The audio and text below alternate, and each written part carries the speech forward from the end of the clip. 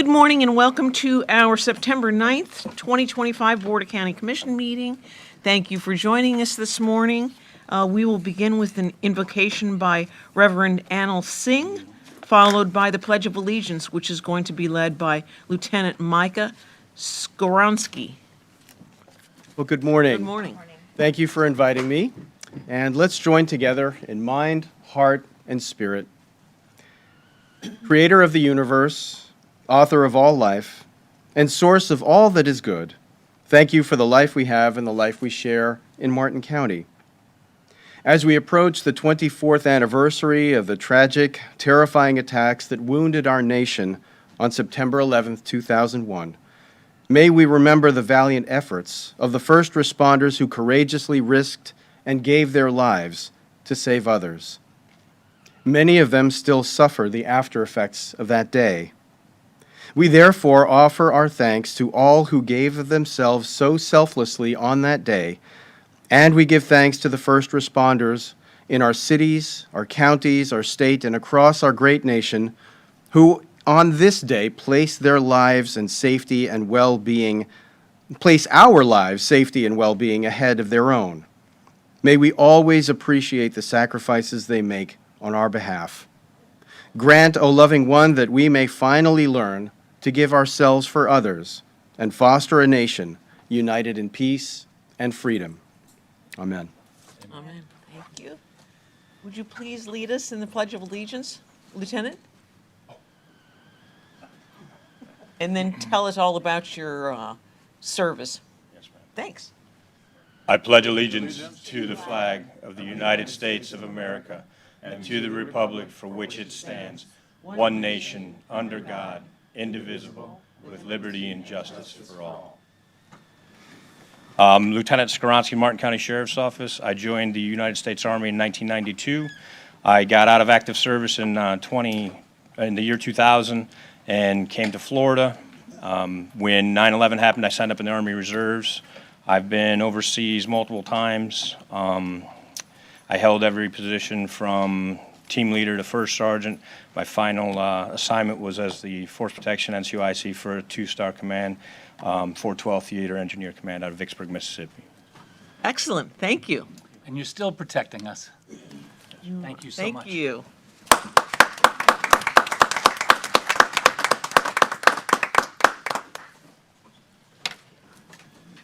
And let's see, first we will have public comment. The first request to speak form I have is from Dr. Julie Bjornson, followed by Derek Powell.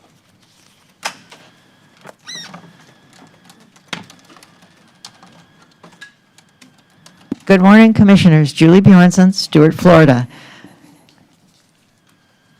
I just came to let you know that I'll be setting up my 9/11 display this Thursday from 8 to 6 at the designated corner at the skate park in Palm City.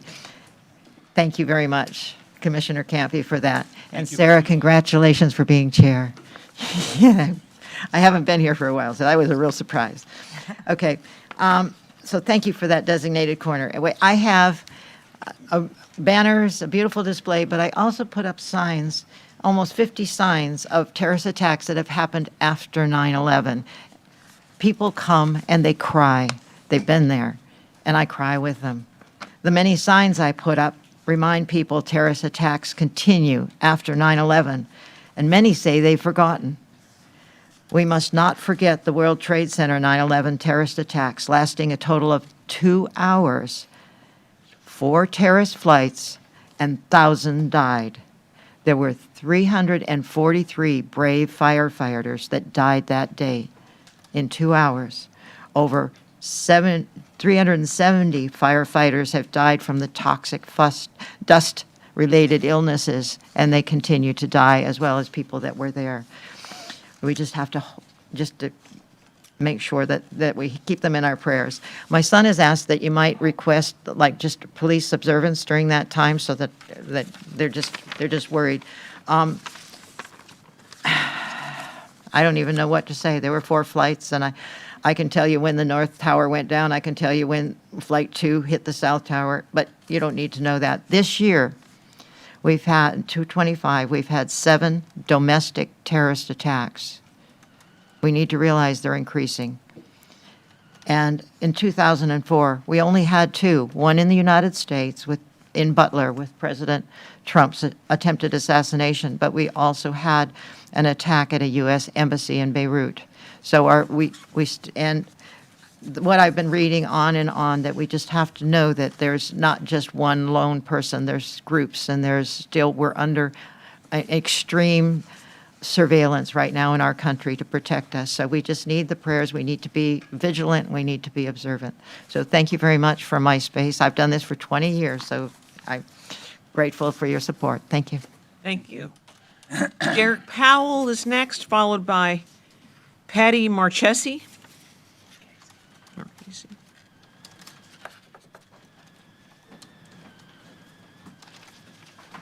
Good morning, Commissioners. Morning.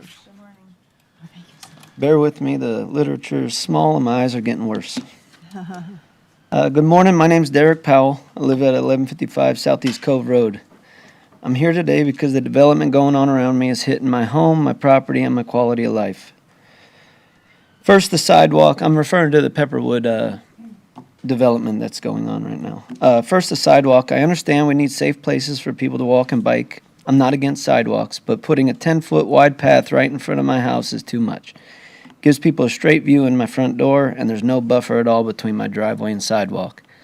I've already spent over $15,000 trying to keep my family's privacy and safety from Cove Road. Now I'm told it's on me to spend even more. Other parts of Cove Road don't have a 10-foot path. Why does mine have to? And if plants are really a safety issue, as stated in an email I received, why do we see them along sidewalks all over Martin County? Done right, landscaping helps. It doesn't hurt. Trees were taken from my property. Whether it was an accident or not, they're gone. The county says the developer will deal with me at the end of the project. Well, that doesn't help me now, and my property's been left bare. By the time the project's done, the developer's gone and there's no accountability.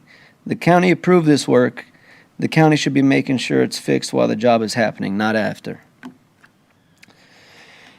The drainage. There used to be a ditch that carried water away. The developer filled it in and raised the grade, and now water has nowhere to go. I brought this up and I was told it would be handled, but nothing's been done. Now I'm being told it's my fault that I cut off my own drainage. That doesn't add up. I know what my property looked like before, and I know what it looks like now, and it's getting worse. It didn't start until they started moving dirt, and that's the truth. At the end of the day, I'm not here to stop progress. I just want it to be fair. Right now, I'm carrying the costs and the problems while the developer moves forward and the county passes the buck. All I'm asking is that somebody is in this room step up and make sure homeowners like me aren't left holding the bag. Thank you.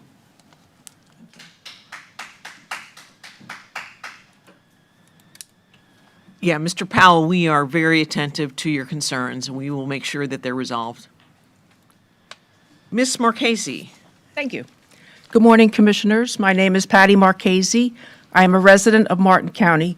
Thank you for the opportunity to speak. I am strongly opposed to overdevelopment here in Martin County and across Florida and the country. I also recognize that property owners have rights, and if a project is planned responsible, it deserves fair review. For me, the heart of the project comes down to 2 things: fiscal return and preservation of open space.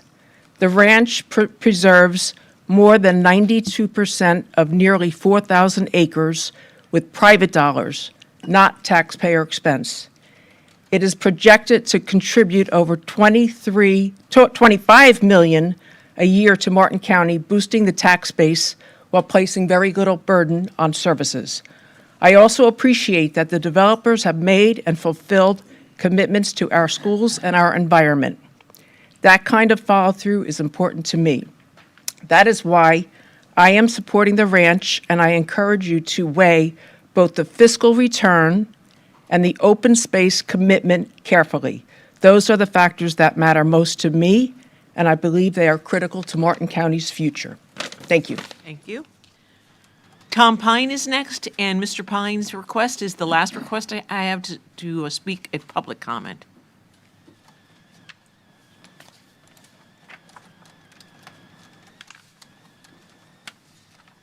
Good morning, Commissioners. My name's Tom Pine. I've been a resident of Martin County for over 50 years. Today, I will start with a public plea for help from the Martin County Bar Association. I am asking for legal interpretation of the consent agenda in reference to use in public meetings, because I believe our county government is using the consent agenda in an illegal manner to hide from the public where our spending our tax dollars and special deals for their friends in the business community, also known as the Martin Chamber of Commerce. Today, in the consent agenda, this commission will approve $18,707,762.54, which was spent between August 11th and August 24th of 2025, without identifying the payees or the reason of the payments. Democracy dies in darkness. Welcome to Martin County. The definition of the consent agenda, according to Google, for when you can and cannot use the consent agenda. The consent agenda is a tool used to streamline meeting procedures by collecting routine, non-controversial items into a group. All are passed with a single motion and vote. Topics that have not been discussed by the board of the past shall not be in the consent agenda. Plain and to the point. The first hearing of our new budget will start at 5 p.m. today. That's the easy part of the taxpayers of Martin. That's the easy part for the taxpayers of Martin County, because we can see where our tax dollars are going. The hard part is the millions of our tax dollars that are hidden and spent in the consent agenda every meeting without any information whatsoever to the taxpayers of Martin County. Our Jensen Beach Community Center was opened November of 2011 at a cost of $1.5 million to the taxpayers of Martin County. The Jensen Beach Chamber of Commerce had an empty lot next to our community center on Jensen Beach Boulevard. I don't remember when, but I do remember very clearly that they had a small billboard showing that they were fundraising to build their very own building. Then, lo and behold, their fundraising billboard came down, and the Jensen Beach Chamber of Commerce moves into our community center. This is the kind of slime that happens behind closed doors. In Martin County, it's called the consent agenda. Not a word to the public, of course, just a nice bump for their friends at the Martin County Chamber of Commerce on the backs of the Martin County taxpayers. Will it ever end? Thank you for your time. Thank you. That's the last request to speak form I have. Commissioners, can I have a motion to approve the agenda, including the consent agenda? I'll move approval of the agenda, including the consent agenda. Second. There's a motion and a second. All those in favor? Aye. Opposed? That motion passes unanimously. Now we'll hear proclamations. The only proclamation today is to present a proclamation declaring Hunger Action Month. Good morning, Commissioners.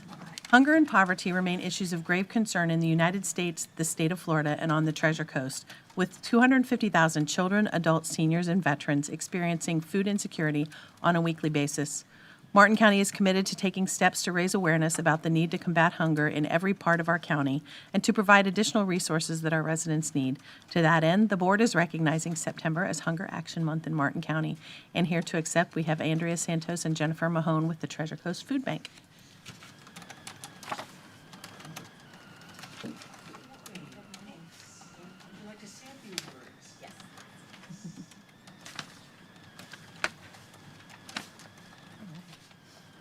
Good morning. My name is Andrea Santos. This is Jennifer Mahone. On behalf of the Treasure Coast Food Bank, President and CEO Judith Cruz, our dedicated staff, volunteers, partners, and board of directors, I would like to thank you for proclaiming September as Hunger Action Month. Treasure Coast Food Bank provides millions of meals to our neighbors facing food insecurity each year through partnerships with 300-plus agencies, strong collaborations, and a full roster of direct service programs in Indian River, St. Lucie, Martin, and Okeechobee counties.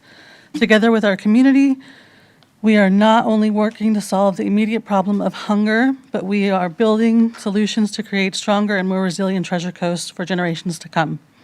Throughout the entire month of September, Treasure Coast Food Bank will be joining Feeding America and food banks across the country in raising awareness for food security and hunger in our communities. We are encouraging everyone in our community to join the movement and take action. As part of the month-long campaign, Treasure Coast Food Bank will be hosting our 5th annual Outrun Hunger on September 20th and Light Up Orange event on September 9th. We invite our entire community to go orange with us for Hunger Action Day. Orange is the color of hunger relief, which represents encouragement and determination. For more information on these events and ways to get involved, please visit our website, stophunger.org. Thank you again for your continued support. Hunger doesn't stand a chance when our communities come together. Thank you.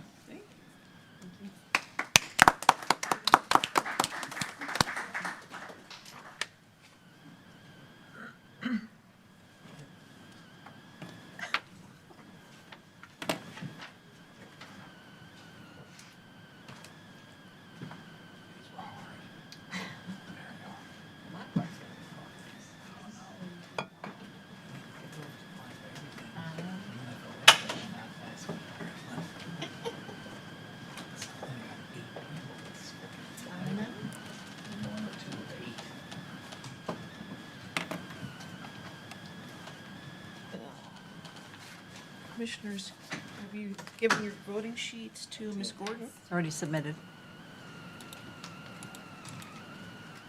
A few of them today. Quite a few voting sheets today. A lot of resumes.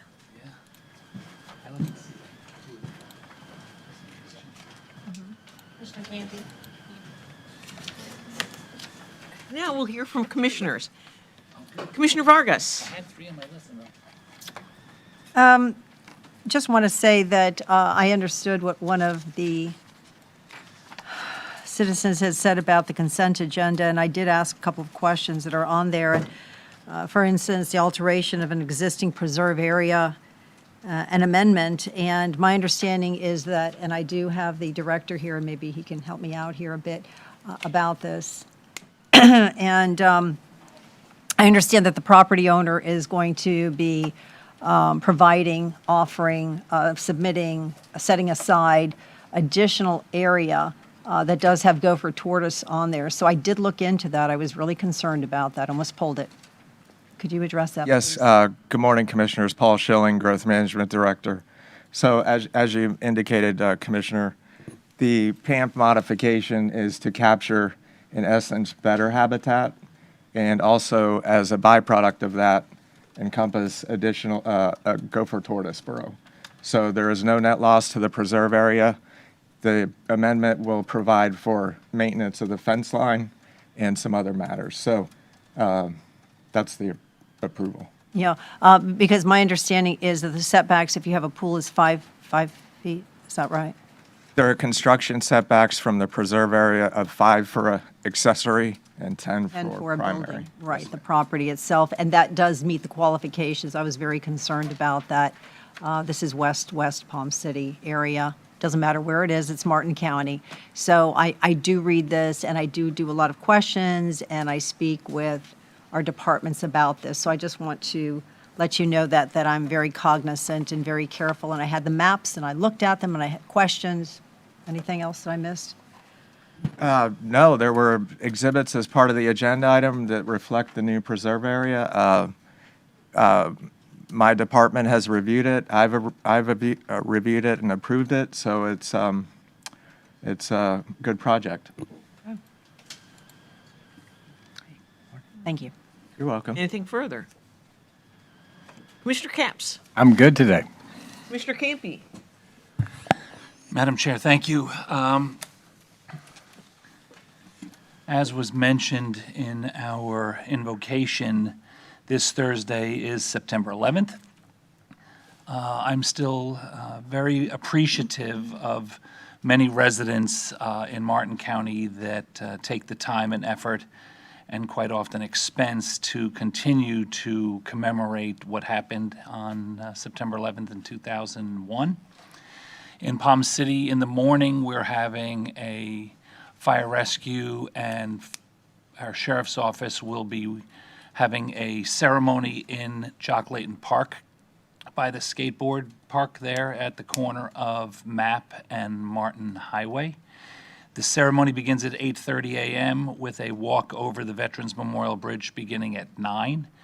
The road, single lane of the eastbound will be blocked off. Last year, they had a tremendous turnout, which was great.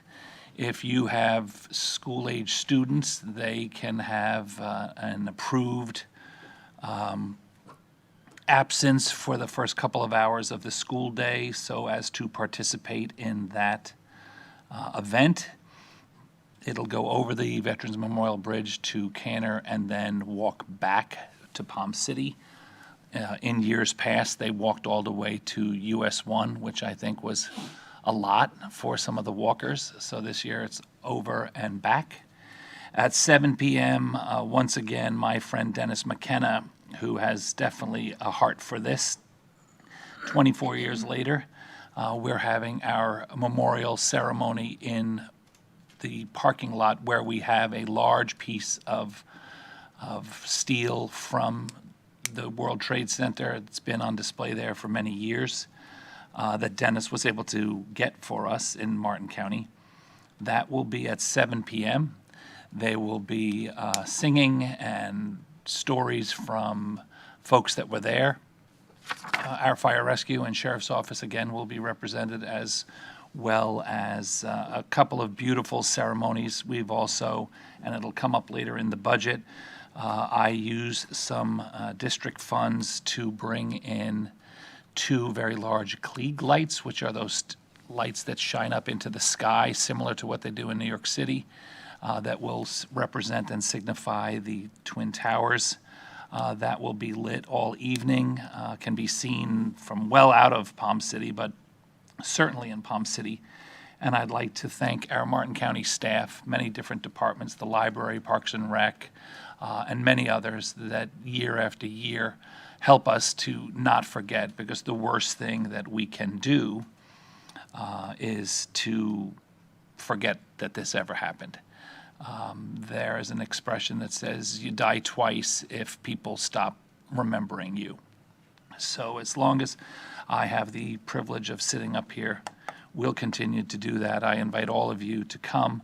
I believe there's probably some other ceremonies taking place. I know the city of Stewart is having their police and fire walk over the Roosevelt Bridge in the morning. So if you prefer to do that, you can. And then that's what I would have to say about that. So thank you so much, Madam Chair. Thanks.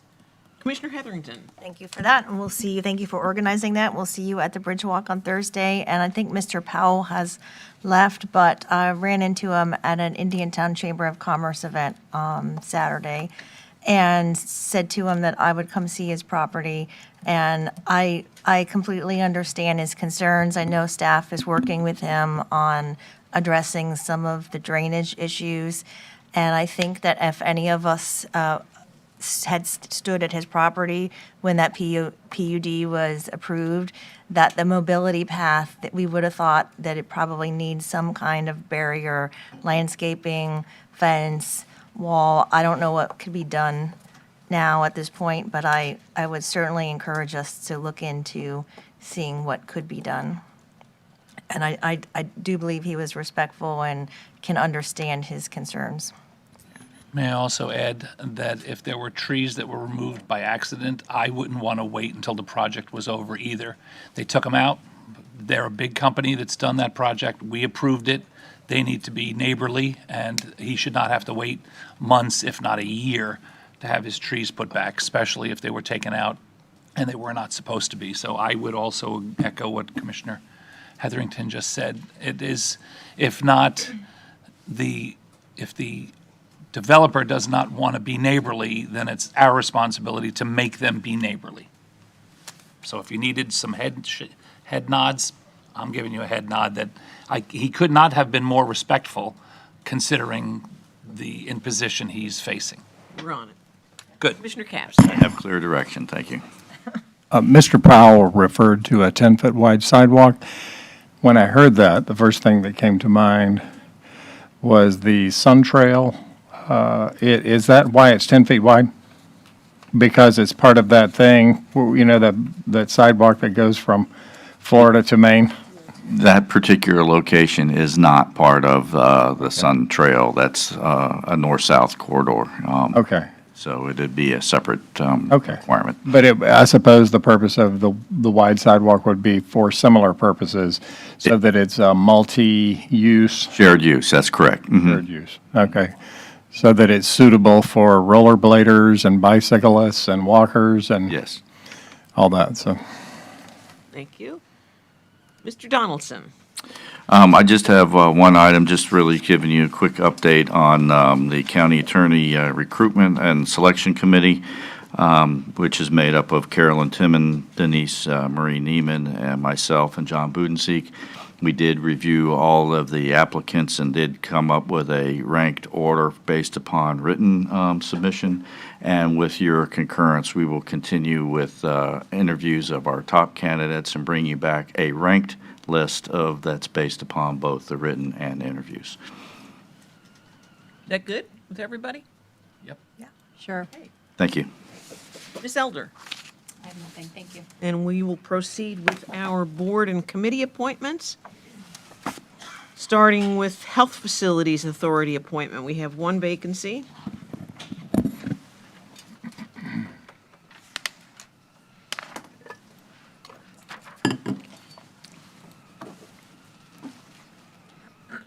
I did not tell you I was doing that.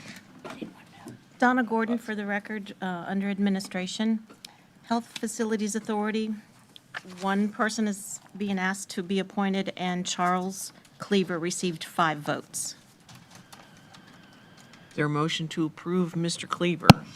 So moved. Second. There's a motion and a second. All those in favor? Aye. Opposed? That motion passes unanimously. Next appointment is Affordable Housing Advisory Committee appointments. We're asking you to appoint up to 2 Martin County citizens, but one for the category of a banking mortgage person connected with affordable housing. She is Jody Dupuy. And then the other 2 that received the most votes is Dr. Reverend Deborah Allen and Mrs. Diane Owens. Is there a motion to approve Dr. Allen and Ms. Owens Move approval. And Mrs. Dupuy, right? and Mrs. Dupuy? Second. There's a motion and a second. All those in favor? Aye. Opposed? That motion passes unanimously. The next appointment is a Business Development Board appointment. This Development Board, I'm asking you to appoint one person. The person with the most votes is Mr. Giuseppe Pistone. Is there a motion to appoint Giuseppe Joey Pistoni? I'll move approval of Mr. Pistoni. Second. There's a motion and a second. All those in favor? Aye. Aye. Opposed? That motion passes unanimously. And last but not least is our usual wonderful slate of appointees for the Library Board of Trustees.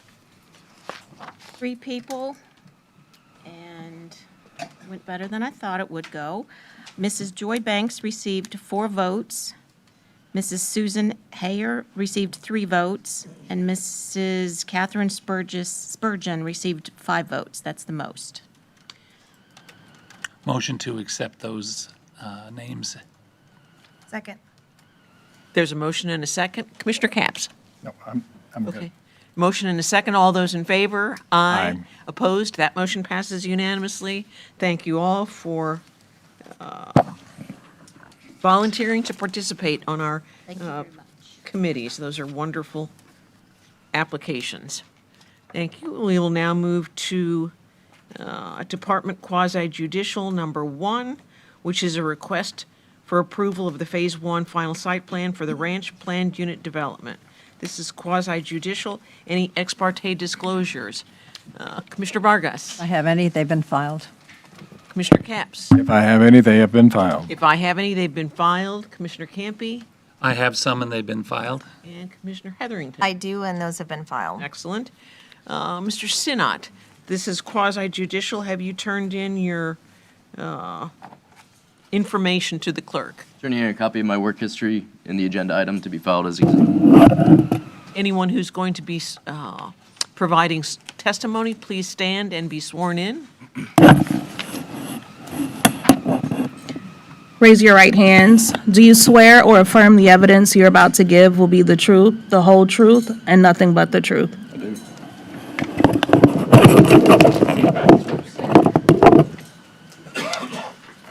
Thank you, Madam Chair. Good morning, Commissioners. I'm John Sennett, Principal Planner with Growth Management. This is a request by Urban Design Studio and Tyson Waters on behalf of JWA Ranch for approval of the Ranch PUD Phase 1 final site plan. The development of Phase 1 includes agricultural activities, 2 18-hole golf courses, a short course, clubhouse, cart barns, operations and maintenance facility, range building, training facility, 7 golf cottages, and associated infrastructure. Phase 1 consists of approximately 1,842 acres, located on the south side of Southwest Canner Highway and Southwest Bridge Road in Stewart. Included is a request for a certificate of public facilities reservation. You can see the overall boundaries of the ranch PUD here in red. It's approximately 3,900 acres in size.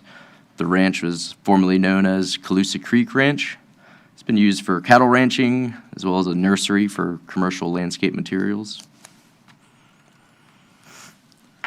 The property to the east of the ranch is zoned Ag 20A. The properties to the south and west are zoned A2 agricultural. To the northeast, at the intersection of Bridge Road and Canner Highway, you can see the Three Lakes PUD, otherwise known as Apogee. And to the west of the site, on the north side of Canner, is the Rolling Sands golf course development. The future land use designation of the property is rural lifestyle. The nearby Apogee Golf Course is also a rural lifestyle development. The other surrounding properties are within the agricultural future land use designation. This is an excerpt from the approved phasing plan. As you can see, Phase 1 is entirely on the south side of Canner Highway and Bridge Road. The other grayed out areas on the south side are within Phase 2, and the grayed out area on the north side of Canner Highway is Phase 3. The Ranch PUD was approved in April 2024. First PUD amendment with a revised master site plan and revised phasing plan was approved in October 2024.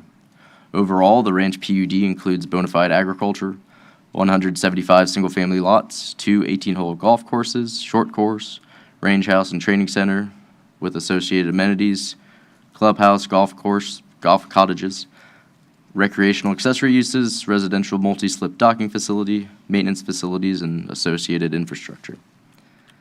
The application before you today is the Phase 1 final site plan, again consisting of 1,842 acres on the south side of Bridge Road and Canner Highway. Phase 1 includes 2 18-hole golf courses, a short course, clubhouse, cart barns, operations and maintenance facility, range building, training facility, 7 golf cottages, and associated infrastructure. Phase 1 also includes roughly 500 acres of bona fide agriculture, 196 acres of wetland preserve, and 121 acres of wetland buffers and upland preserve.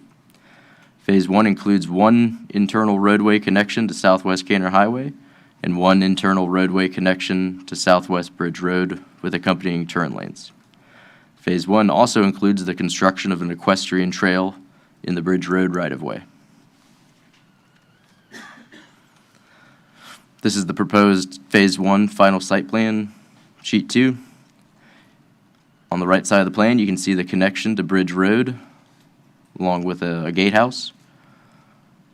Towards the center, you can see the ranch operations and golf course maintenance facility. There's an associated entrance off of Canner Highway.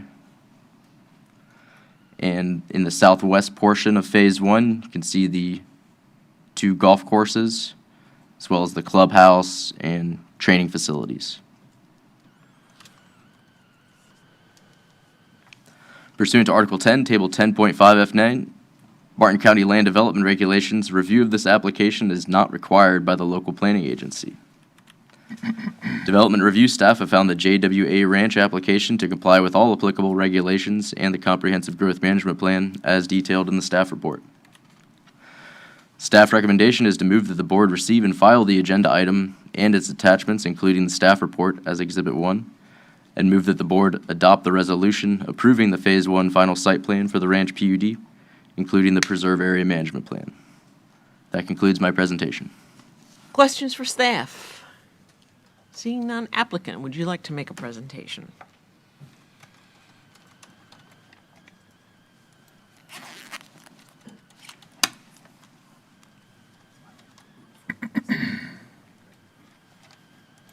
Good morning. Tyson Waters from the law firm of Fox McCluskey. Excited to be here in front of you today for this Phase 1 final site plan approval. We greatly appreciate staff's time and effort in working with us to get to this point today, and we agree with staff's recommendation and ask that you would do the same thing.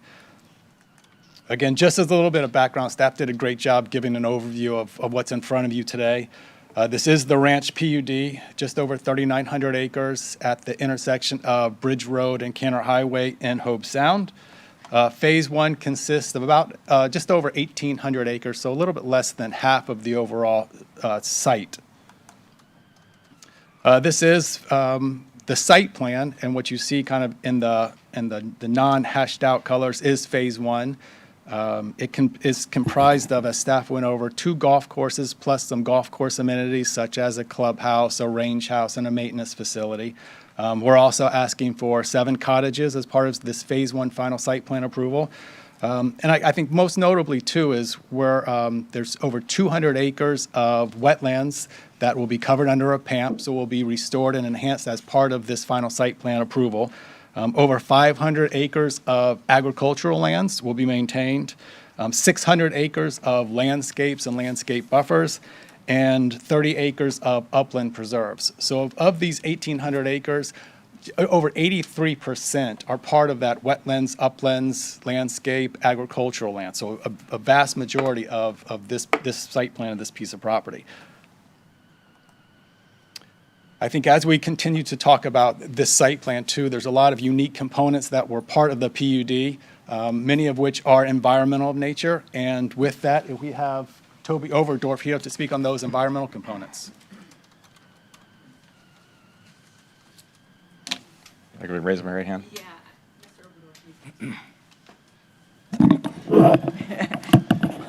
Raise your right hand. Do you swear or affirm the evidence you are about to give will be the truth, the whole truth, and nothing but the truth? Commissioners, this is one of those projects that I get to. In other words, I get to deal with a great applicant, some great professionals that work through the process, and I get to do some things that I don't normally get to do as an environmental professional. I get to work on this project that the owner has said, I want to restore this place so it looks like it's always been here. What we've seen over the last several years on this particular piece of property is that the wetlands have been degraded. They have been used in an agricultural fashion so that the cattle on the place, and nothing has been illegal whatsoever. There's been no violations and that type of thing. But this is an area that has been degraded just because of agricultural use across our county. It's a normal thing. However, this applicant has said, I want to restore this area to a place that I'm going to be really proud of and be able to really show off the environment that is around us. So I get to be a part of that. And it's really been a neat process now of creating 2 really separate habitats, if you will, and looking at 2 courses that we're putting in out there, the cottages intermixed with that, the east side course being more of an open prairie and wet prairie area, on the west side more of a forested wetlands, and even integrated within that is a heron rookery that has been, we discovered it kind of in our first initial review of the place, and our owner said, I really want to emphasize that. I want to make sure that it stays there forever. And as a result, he has voluntarily put a large buffer around that area and made sure that that is something that he can assure that's going to be there for a long time. As we look at the processes in front of you in this particular slide, and we're looking at water quality issues on the site. Number one, he's taking waters from the C-44. It's coming into the property. When it goes back out, that water is a heck of a lot cleaner than it was when it came into that property. the restoration of the littoral shelves, looking at areas that we're actually going to be cleaning waters as it comes in and goes back out, it is truly an added benefit.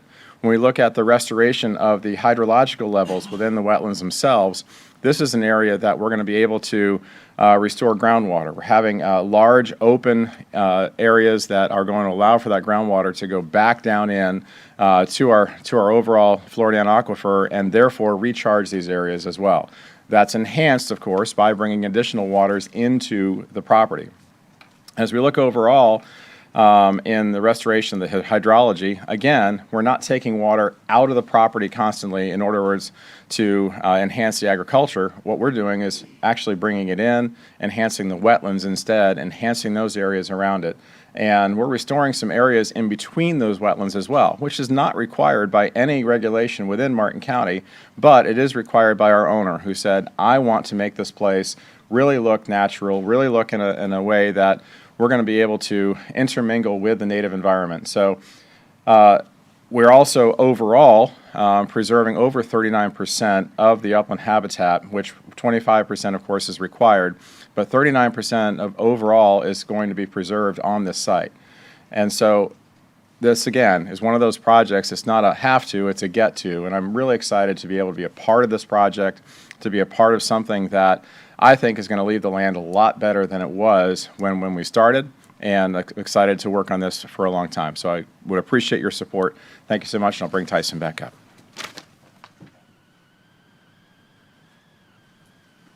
So as you know, as part of the rural lifestyle land use designation, there is a laundry list of PUD additional conditions that everyone's required to do.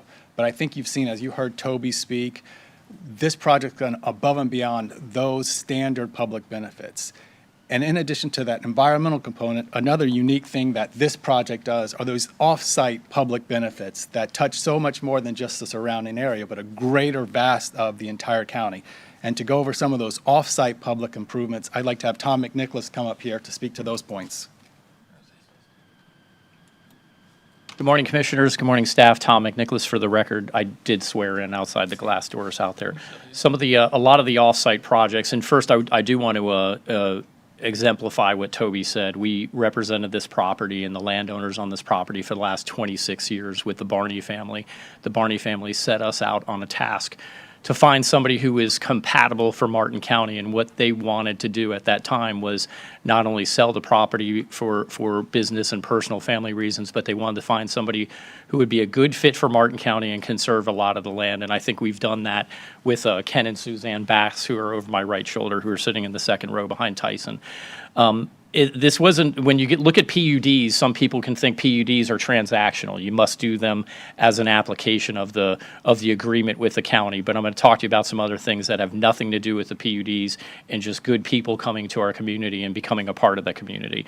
But first, under the PUD, the Pine School. The Pine School actually owns Banner Lake. A lot of people don't realize that wetland and that habitat there is actually part of the 172-acre private campus known as the Pine School. And when Ken Bax toured that facility a year and a half ago, he looked at some of the needs that they had, and that was one of the initial needs because Banner Lake has been needed to be cleaned up for decades. The county, with you in partnership, I believe you all are still doing a water study now on Banner Lake where it can be recharged. But that $50,000 in kind restoration was started last spring and already completed in May of June of this year. So that project is done, and we have a lot more coming. We're in planning right now with the volunteers at South Fork. It's a big volunteer body. What we found there was a need that they had flooding and they had a par 3 golf course that was severely overgrown.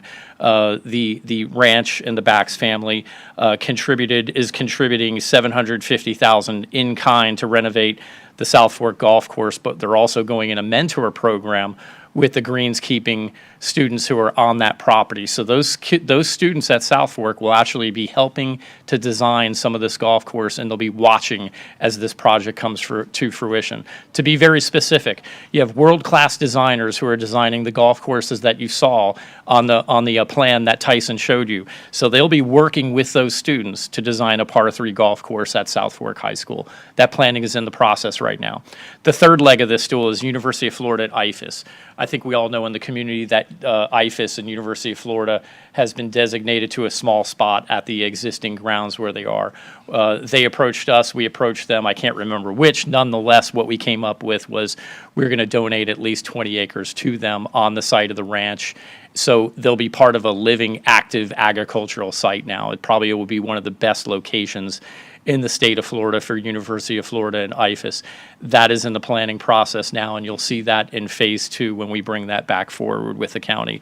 That also is going to result in about $50,000 of in-kind services to plan out their site. We don't want to just give them the land and let them struggle. We want to actually help them activate it and put them on that site. Above and beyond these PUDs, what Ken Baxt has done is he's gone out and looked at other needs. I think many of you are familiar with our foundation. Ken asked me what I was doing in the community. So the reconstruction of the high school fields at Martin County for the baseball fields doesn't really happen without the Bax family. What they did was there was a lot of flooding at that facility for years. So in December, we redid those fields. It was Ken Bax who came up and stood forward and brought in $75,000 worth of fresh sand so that those fields no longer flood. The Martin County High School baseball team kicks off their first fall game tonight, as an aside. Above and beyond that, you're also familiar with the work that's been done at Hidden Oaks to restore those fields. Those trees didn't get there by themselves. It was the Bax family who came forward, exclusive of this PUD, and brought in 120 trees. All of them are living and maintained, and now that site too is fantastic. So we appreciate your support with this. We ask for your support, and so we can continue to do good work in the community. Thank you.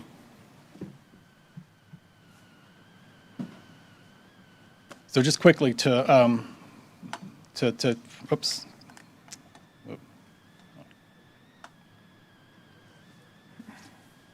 Yeah. Well, just quickly to wrap this up, again, staff has complete complies across the board, confirmed we comply with the comprehensive plan, land development regulations, our plan unit development agreement, and we're in compliance with the master site plan. So again, we'd ask for, you would agree with staff's recommendation and for your approval. And just in conclusion, when I started my presentation, I said how excited I was that we were here as part of this phase 1 final site plan. I think Toby actually said it best, that we get to be here, that we get to be part of this project, because truly you have local people on this project team, and we're truly excited and proud to be a part of the team and to be able to put our name on this project for generations to come. And we're excited for you to see what we've anticipated, what we've seen behind the scenes. Finally, with this final site plan, everyone's going to be able to see what this project is going to look like. So again, we'd ask for your support and your approval of the project, and we've got our entire project team here in case you have any questions. Thank you. Questions for the applicant? Commissioner Campy. Thank you very much. This is another opportunity for us to hear a little bit more about the project. I know that when I had first had the opportunity to hear about it a couple of years ago, that's the way it works here. Someone will have an idea, it goes through an idea phase for a while before it is then sort of formalized into an application to the county, and then that process really kicks off. Quite an extensive, as should be, and that's what makes Martin County special. We obviously don't just rail projects through, despite what some minority might think. This is a perfect example, and some of the comments that I had written down to highlight were mentioned by some of the consultants, but some of them do bear repeating. The overall project for the ranch is nearly 4,000 acres, and I remember thinking about the size of the city of Stuart. If you take out the approximately 1,400 acres of water within the city of Stuart, you're left with 3,000 acres of actual land in the entire city of Stuart. This project is nearly 4,000 acres. With very few homes, majority of it, 92%, I think about 92% being left in some natural state or an enhanced natural state, because we all understand that if you just leave a beautiful, pristine property to just do its own thing, the invasives come in and strangle everything. So it's very expensive to leave something in its quote-unquote natural state. And they're obviously going to do that. You heard about the bird habitat.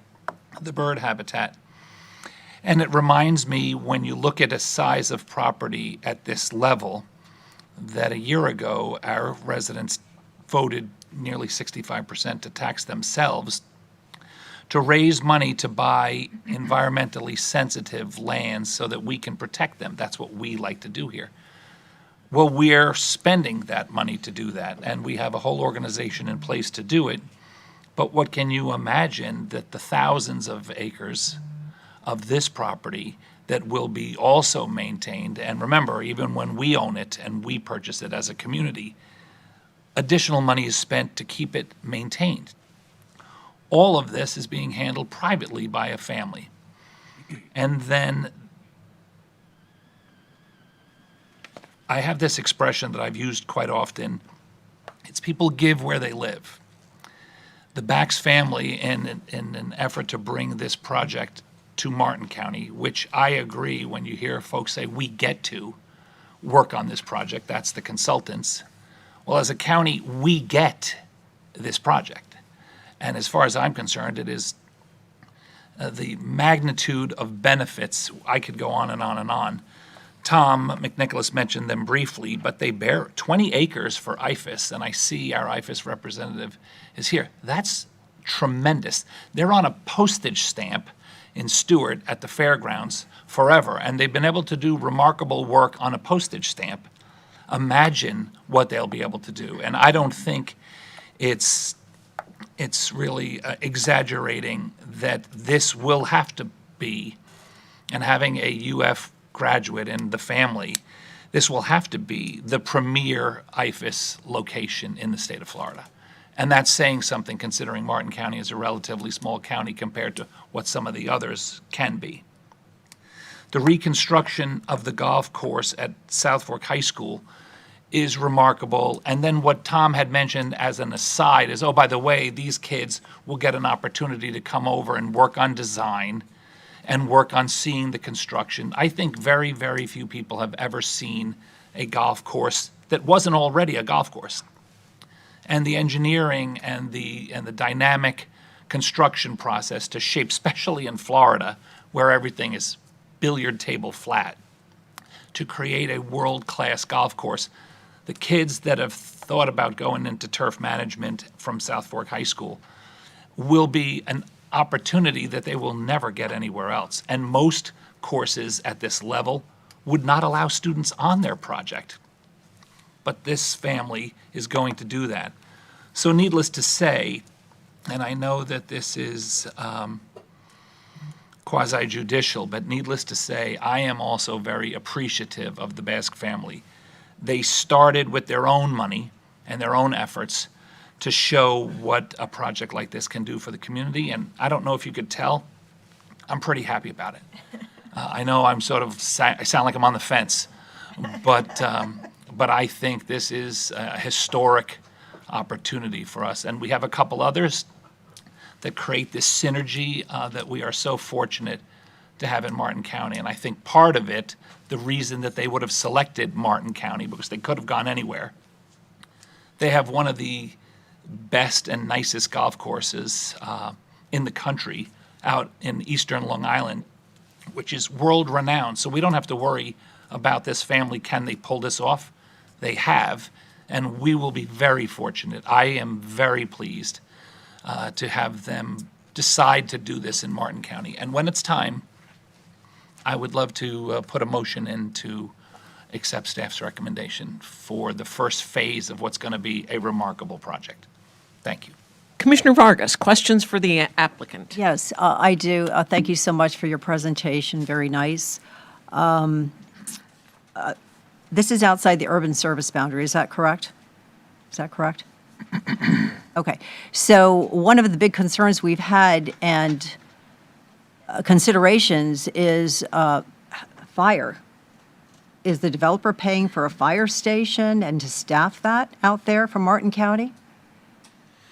It seems it falls on us all the time to try and scramble for money. Are there switches?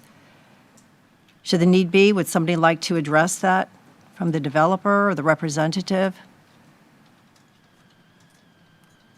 So the fire department was not a part of the public benefits package from this particular project.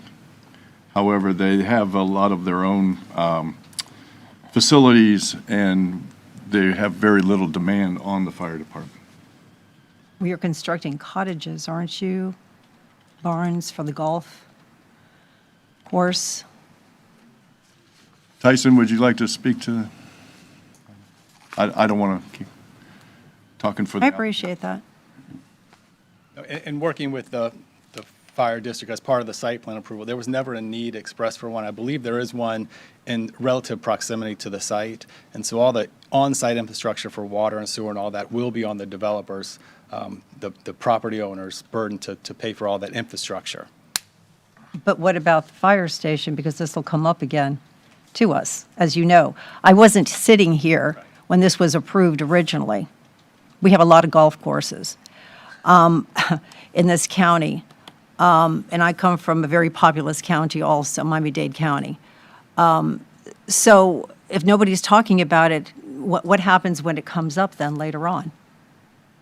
I don't think it was ignored. I think during the review process, it was deemed that another fire station or any additional services to serve this piece of property were necessary. So we did go through that typical normal review to make sure our evaluation that we met capacity, we met concurrency, and all of those items were checked off, that we've met the concurrency, we meet the level of service required to make sure this property is adequately served with fire protection.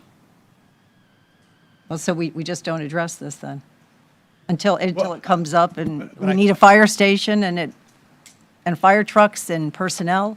We were told at a meeting within the last 2 months that yes, it was going to be necessary to replace the Tropical Farms Fire Station, which is the fire station that you're referring to that's in close proximity to this. So is there a need to replace Tropical Farms, or is there not?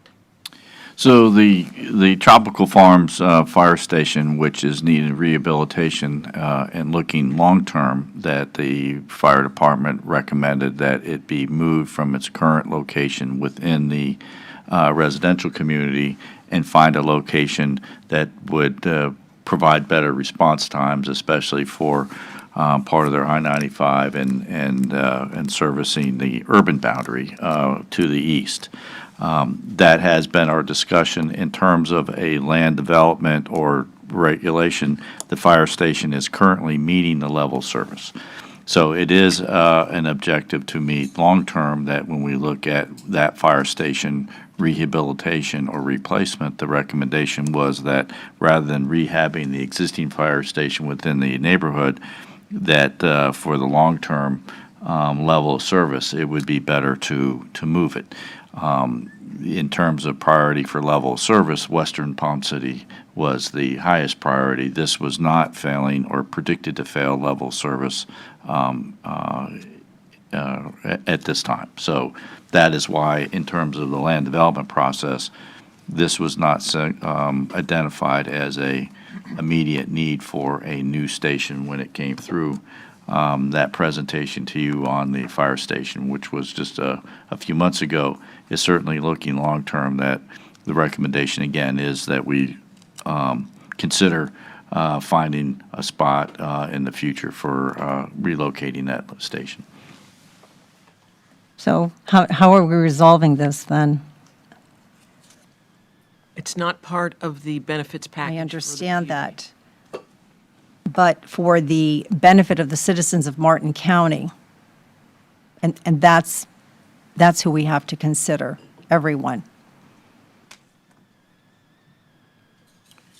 So in terms of the actual process we are today, the PUD, which was negotiated a couple of years ago and approved at that time, outlines all, that is when all of the public benefits were enumerated.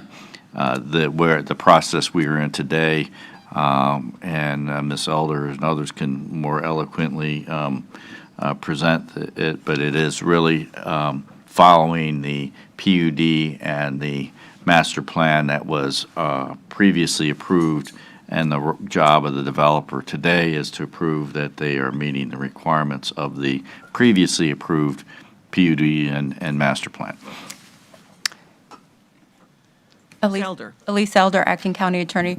So with every final site plan that's brought before the board that proposes construction, the developer or the applicant has to reserve capacity for our level of service. So you'll see in there, there's a certificate of reservation of capacity. So what that means is that the level of service is evaluated for everything, for libraries, for fire rescue, for roads. And this staff could not recommend approval of a project if there wasn't capacity for our levels of service. So right now, there is a capacity for a fire rescue level of service, and you'll see there's a certificate that they're requesting to reserve capacity for their development for this final site plan. As the next final site plan comes forward, they'll have to do another certificate requesting to reserve capacity, and a new analysis will be done at that time. So we look at it every step of the way, and right now, for fire rescue, the level of service is okay, and they're reserving capacity under our current level of service. So that's how it's addressed right now.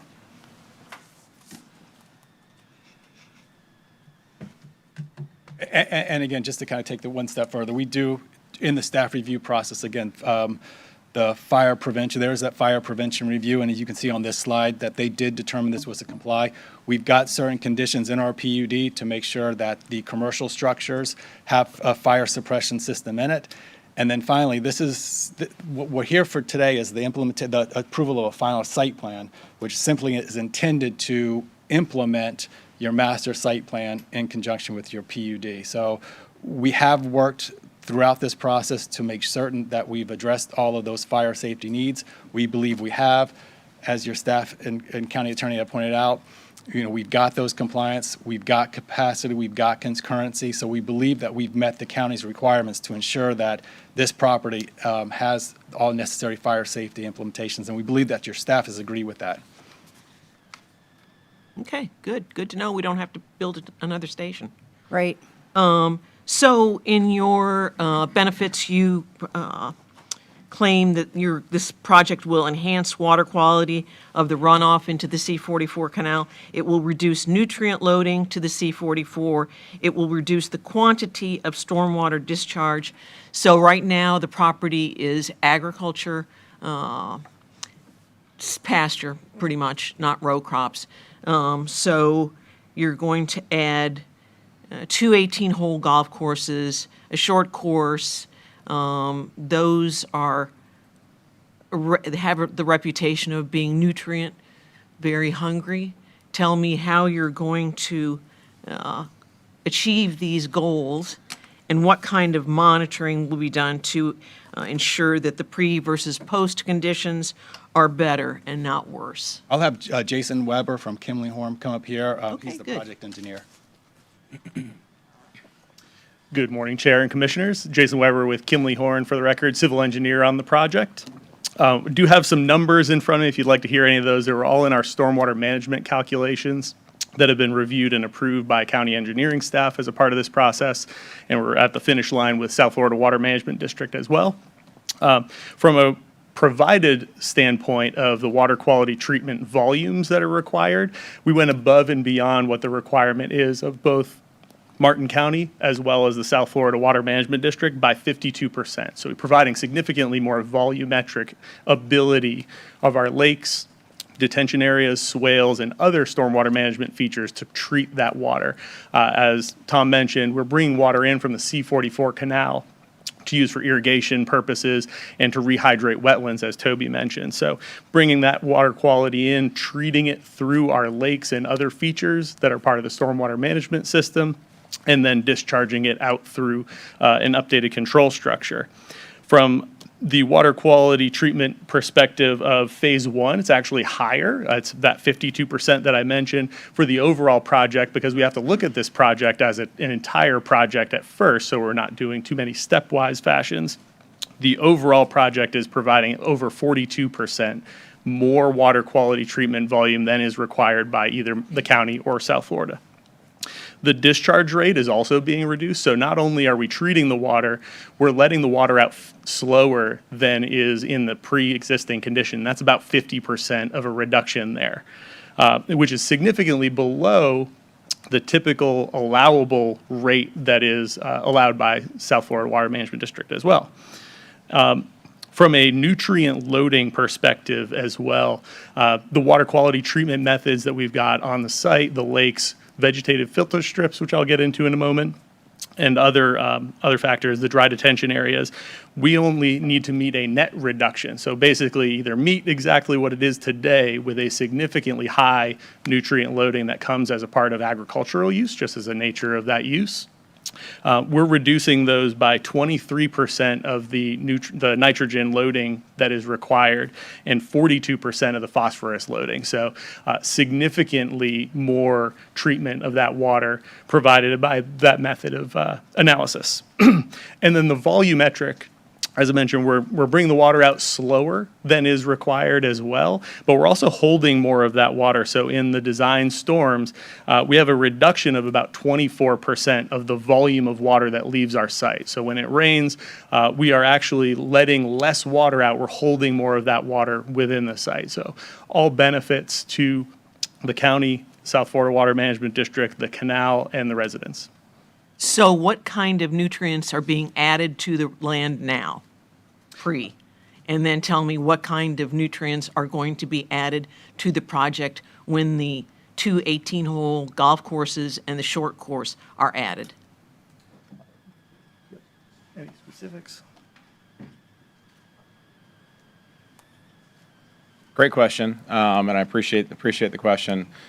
The course itself obviously will need some added nutrients to it. However, when you look at there was current agriculture that is on the property that was associated with the tree farms as well as the cattle operations that did have nutrients associated with it. What you heard from Jason was regardless of what is being utilized to grow turf or the other things that are on the site, we've done a couple of different items. That fertilizer that may be utilized to grow grasses on the course is actually being contained on the property through the use of, number one, bioswales, which actually take that nutrient out, and the property is actually then treating those. So in other words, that material is then being taken out of the system entirely. When you look at the water coming into the process right now, it is filled with nutrients, as you're well aware from C44 and the upstream. That comes into the property as well, being stored in the property, less of it going back out, but what is going back out has gone through the treatment process. You have to, if you will, in looking at the site plan itself, the courses are on the southern portion of the property. The outfalls are on the northern portion of the property.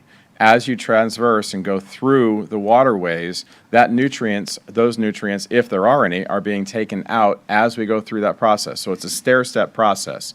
In other words, that vegetation, which is the best way you can remove vegetation, or excuse me, remove nutrients, is through a stair-step marsh system, which is exactly what we have within our littoral shelves, within the areas that are actually cleansing that water. So the materials that you're going to get at the outfall, which, by the way, we still have to monitor, and we're required to monitor as part of our Water Management District permit, that is going to be less than what is coming into the property. So you're getting a net benefit associated with water quality, regardless of what happens on the interior of that property.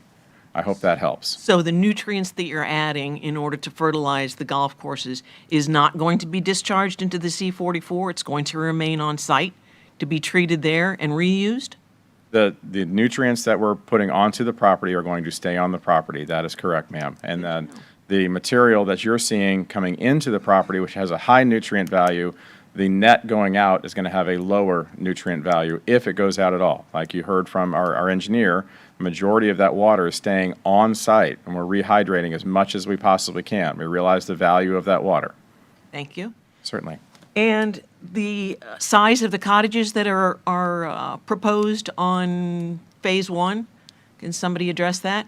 And also tell me about the size of the clubhouse that's proposed in Phase 1?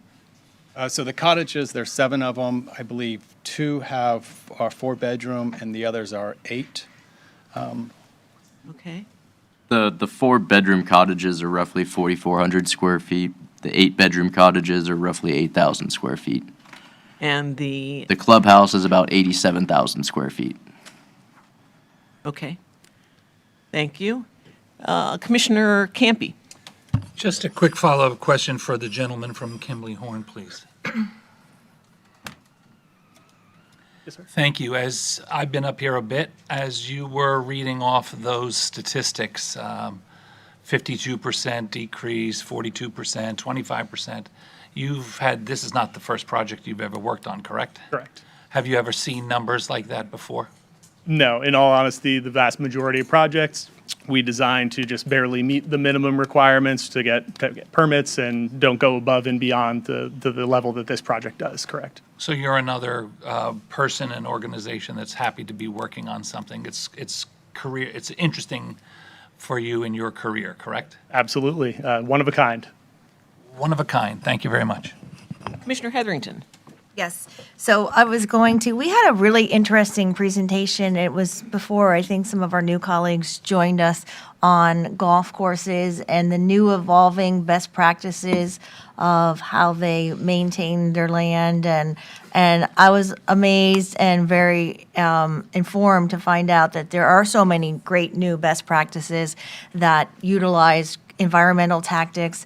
And it allayed any of my concerns of adding nutrients, particularly in this location where you're taking already nutrient-rich water out of the C-44 and cleansing it, and I think that's a benefit. And I just wrote some other notes on this project. I wrote 4,000 acres, and that's a phenomenal. We're preserving 92% almost open space on this 4,000 acres. And if you think about that, as Commissioner Campy said, as the size of City of Stewart, I think that to our residents who are interested in preserving and conserving land, I think it's a benefit. And many, many years ago, and I probably don't have the number right, this property, I believe, was entitled to 600 or some odd units, and adequate fire and that kind of services were attributed to that. So the fact that now, fast forward, and thank you to the landowners for their commitment in Martin County, the Barney family. And I will say thank you to the Bax family, because the vision that you started with when you came to meet with us, you have really, you have been true to that vision. And I think it'll be an asset for Martin County. The PUD benefits, the benefit that South Fork High School and some of our trades will get out of this project, I think are numerable and something that our residents appreciate. And as IFAS, we know that's near and dear to our heart too, so we appreciate you working with them. And we're proud to have you as a member of our community. I think the benefits and the open space and the vision, and I know you're going to keep that rural corridor, which was very important to us. You committed to do that in the PUD, and I appreciate that. So I'll be proud to support when the time comes. We'll take public comment now. The first request to speak form I have is from David Hafner, followed by Brandon Tucker. What happened to Harry?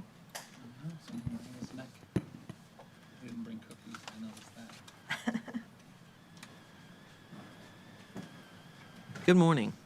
Good morning, Commissioners. David Hafner of Palm City. I'm a proud supporter of agriculture here in Martin County, across the state and beyond. Proud Farm Bureau member, and I'm proud to support this project. As Mr. Overdorf was speaking, and we've heard the word excitement, and his report, that made me excited to hear all the benefits that this project brings to our environment. As an agriculturalist, our environment is number one. Without the environment, you don't have agriculture. And to know how much this is going to benefit and preserve green space and ag land, and minimize that residential footprint really excites me. That land is developable as it stands. So you can have a house on every 20 acres. This compacts all that so you can preserve wide open spaces, and you're not sectioning that off. You can actually make use of it. It benefits our community, as we've heard, through the tax base. That's going to be a huge boost, I'm sure. And then the other benefits we've seen that they've dedicated to our community, improving our schools and IFAS, and I think that's a really awesome benefit. I've also heard today that this is a one-of-a-kind project, and I believe that. but I hope it doesn't remain a one-of-a-kind project. I'm hoping that this will become the trend, that we see a merging of preserving our ag land through development. We're making smart growth. We're taking small chunks of land that we can then preserve the rest of that land. As a member of the ELOC committee, if this was before us, I would rank this very high and send it to you guys, hoping that you would make this purchase. So it's a really great benefit that we don't have to, that it's already being preserved without using our tax base. So thank you very much. Brandon Tucker is next, followed by Jennifer Pelham.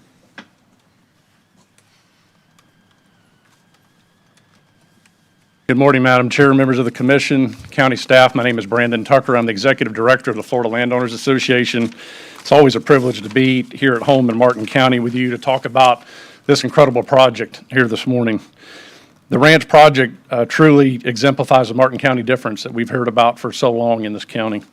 It demonstrates responsible private property stewardship that ensures land is cared for with long-term community and environmental interest in mind.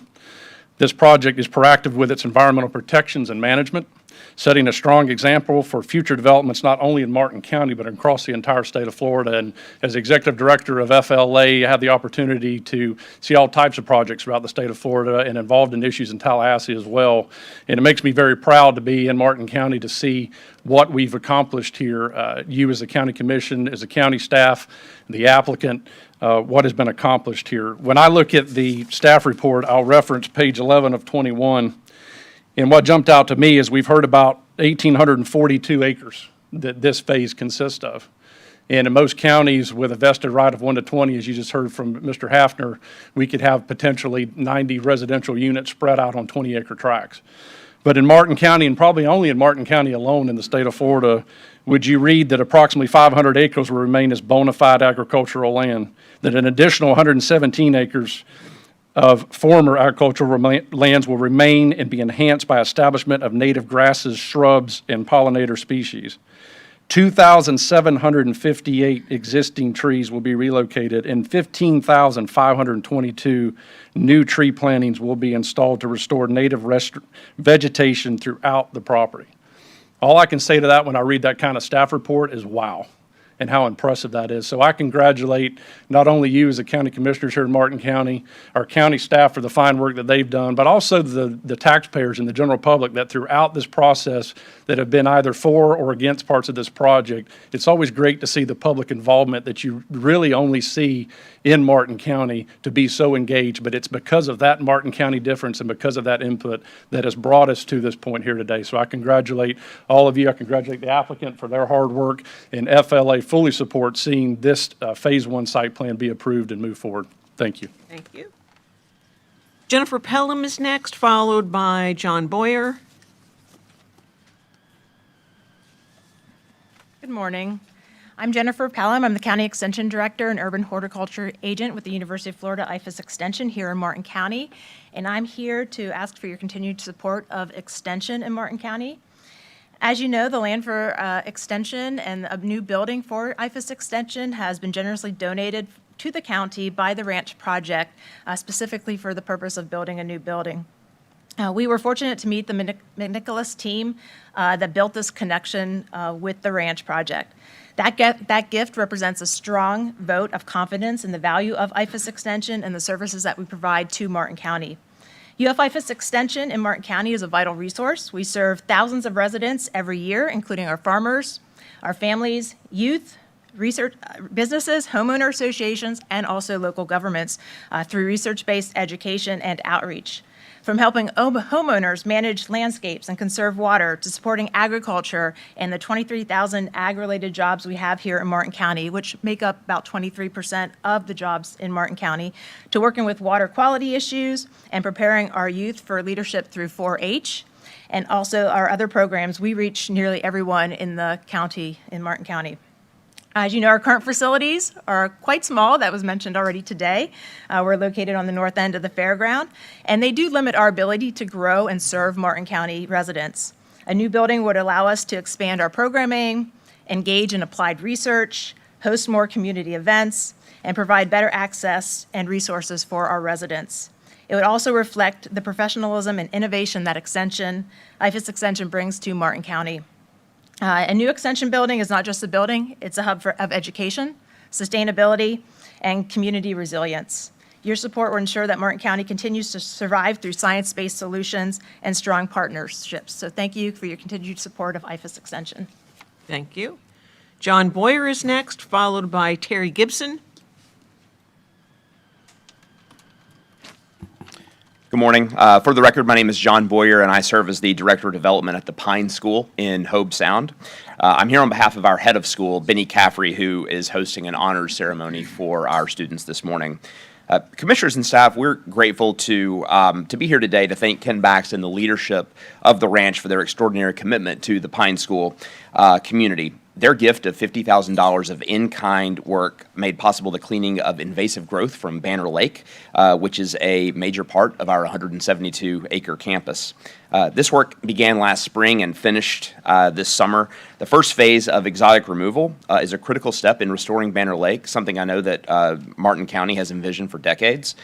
The restoration not only preserves an important natural resource, but it creates unique educational opportunities for our students at the Pine School, who will now be able to study science, ecology, and conservation in a hands-on setting right on their own campus. So our hope is that Banner Lake will not only be an environmental gem for the county, but also as a living outdoor classroom that inspires current and future generations of students at the Pine School. So on behalf of Pine, thank you, commissioners, and a big thank you to Ken Baxt. Thank you. Terry Gibson is next, followed by Harry MacArthur.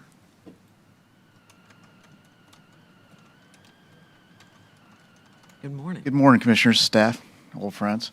My name's Terry Gibson. I live in Jensen Beach, Florida. I work for a national organization, though I'm representing myself today, called Deploy US, and my job is to make sure that private landowners mesh with public land managers, and we get the new energy infrastructure in place without disturbing wildlife, making sure things are compatible. I work on a national level. I just got back from Paradise Valley in Montana, and and you would not believe the sprawl along the Yellowstone River, what's going on. If they saw a project like this out there, they would salivate. Salivate. Not kidding. We absolutely have, if we want wildlife corridors, we want contiguous habitats, we've got to approve projects like this. So please approve it. I mean, I've dedicated my life to trying to make things as good as you can in constraining circumstances, and this is an exceptional project. I want to commend the staff. I mean, the rigor of review of this project has been absolutely amazing. Absolutely amazing. I've never seen this in any other place I've ever worked. Martin County has a chance here to make a national example out of a project like this. So anyway, I strongly support this. I'm very proud of you guys for your hard work. I'm proud of the people that brought it to you, and the sense of pride that it brings to our community. Thank you. Thank you. Harry MacArthur is next, and Mr. MacArthur is the last request to speak form I have. I don't see any cookies. I know, I didn't. I was bad. Darn it. Shucks. I was a little busier than usual this morning, and I was just bad. I didn't think about I it. got a bad neck. I apologize. Yeah, fractured C1. Just a broken neck, Nothing for a burger flipper, But Harry MacArthur, I just want to thank the commissioners and staff for all the time you do and everything you do and keeping this county great. And I just appreciate you and what you go through. And thank you so much. I spoke on this project on rural density since we started this, and I mean, this is the thing we were looking for when we started it, and we got Atlantic Fields, and we have Apogee, and we have this, and if you look at just the tax revenue we're getting off of Atlantic Fields in 1 year, I mean, if it's not saving this county, and it's saving our roads and everything else, and this is exactly what we were looking for. And you know what, you would have to worry about a lot more than fire stations if you would have had some of the other things come through. So thank goodness for rural density. Thank goodness for projects like this, because I mean, this was a dream. I've known Tom for years, McNichols, but I didn't know of him with this. I read about this project about a year ago or so, year and a half, and I kept seeing it. And when I saw it come up on the thing, I went, how can anybody say no to this? I was just crazy about it and just thought it was the best thing going. I mean, I'm excited to have it.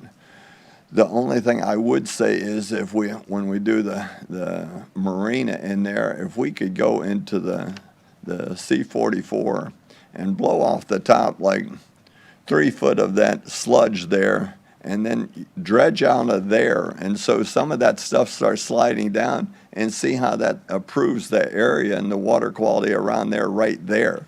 You might get a boost in water quality right there.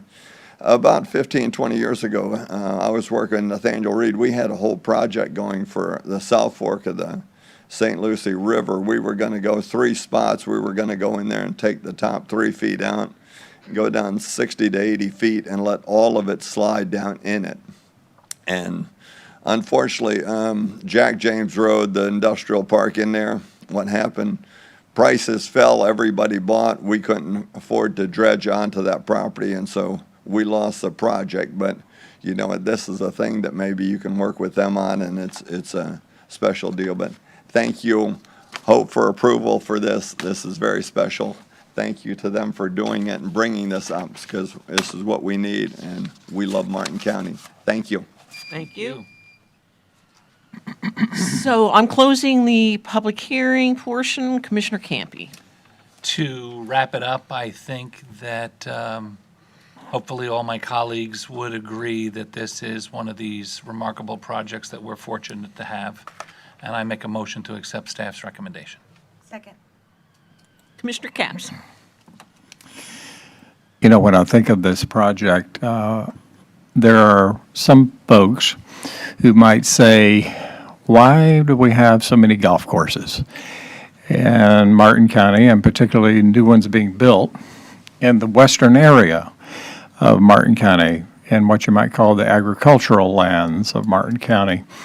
And I think it's good to have a little refresher about the comprehensive plan and what's in it and what's allowed and what has always been allowed. And it is my understanding that golf courses have always been allowed anywhere in Martin County, in the ag lands, in the urban area.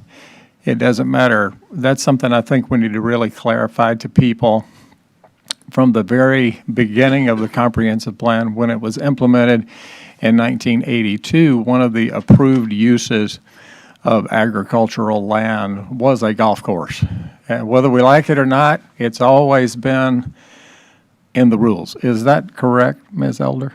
Yes, it is. You can have a golf course under our comp plan in agricultural land, and there are some out there under ag.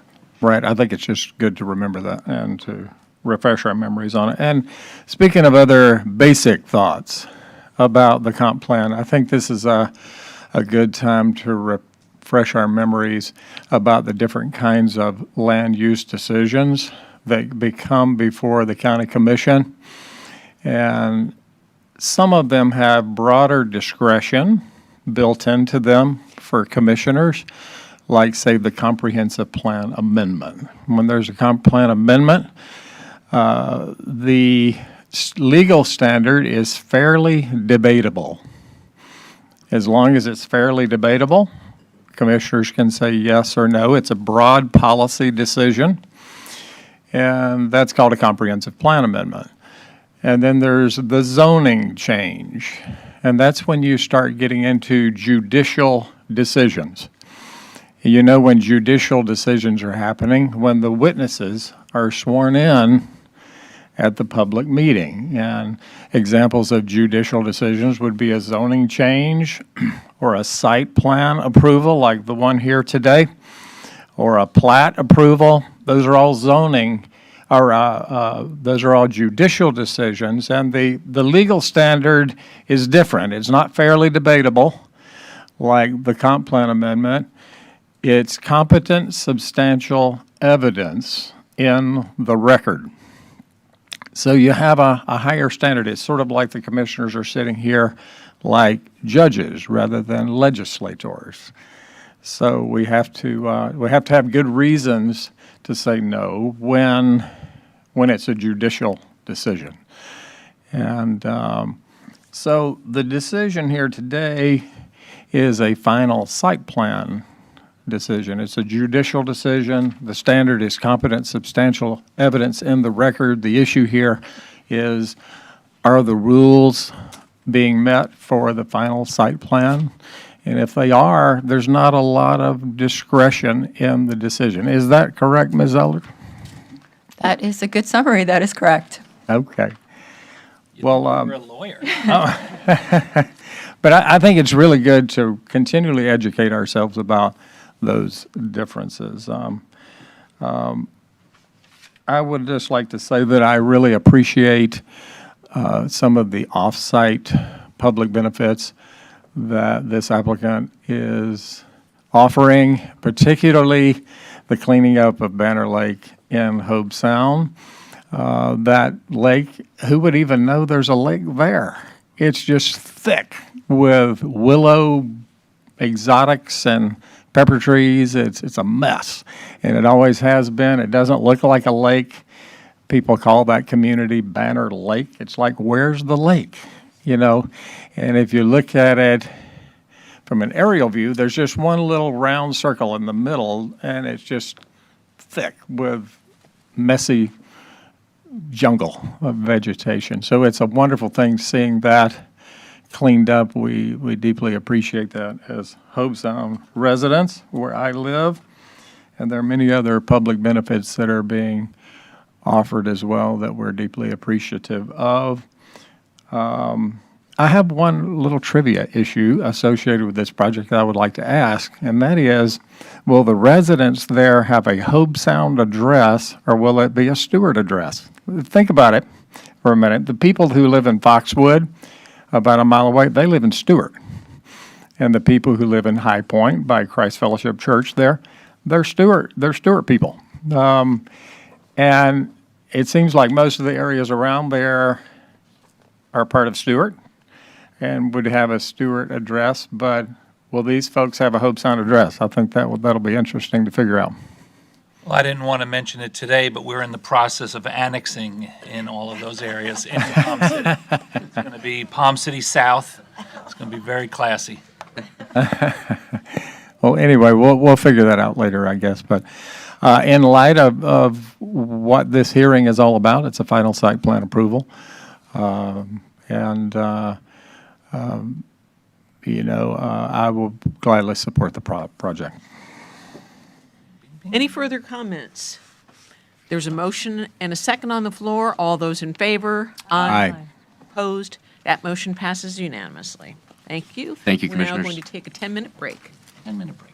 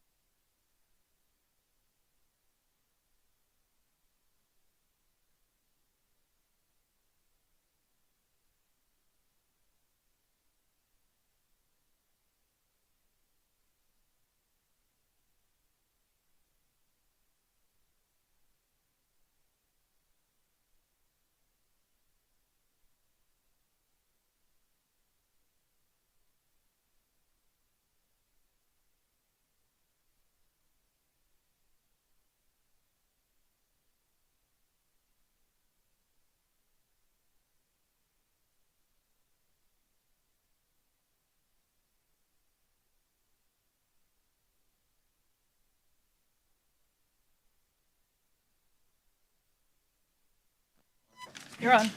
All right, we will take up Department 1, which is Office of Management and Budget items which require board approval. Ms. Murley.